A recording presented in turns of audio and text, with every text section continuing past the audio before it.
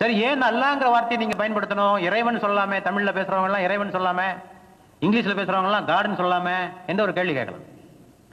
ஏன் அந்த அல்லாஹ்வுடைய வார்த்தையை நாங்க கட்டி பிடித்துக் கொள்கிறோம் என்று சொன்னால், அல்லாஹ் என்ற வார்த்தை ஒரு தனித்தன்மையுடைய வார்த்தை. அல்லாஹ் என்பதற்கு பாலும் கிடையாது, பன்மையும் கிடையாது.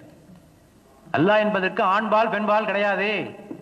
காட் என்றால் காடஸ் சொல்லலாம். கடவுள், கடவுளர்கள், அதாவது ஆண் கடவுள் பெண் கடவுள் என்று சொல்லலாம். கடவுளர்கள், கடவுளர்கள் என்று சொல்லலாம். ஆக அங்கே ஆண்பால் பெண்பால் ஒருமை பன்மை என்பது மற்ற வார்த்தைக்கு உண்டு. இந்த அல்லாங்கிற வார்த்தை கிடையாது. அங்க செக்ஸும் கிடையாது. அல்லாஹ்வை செக்ஸ் எந்த ஒரு பட்டியலையும் சேர்க்க முடியாது. இப்ப கடவுள்ங்கிற வார்த்தை கொடுத்தா ஆண் கடவுள் பெண் கடவுள்னு சொல்லலாம், காடு காடஸ் சொல்லலாம். அதே மாதிரி ஒருமை, இறைவன் இறைவன்கள் என்று சொல்லலாம். ஆனால் அல்லாங்கிற வார்த்தைக்கு பாலும் கிடையாது, பன்மையும் கிடையாது. ஆகவேதான் அந்த வார்த்தையை நாங்கள் பயன்படுத்திக் கொண்டிருக்கிறோம்.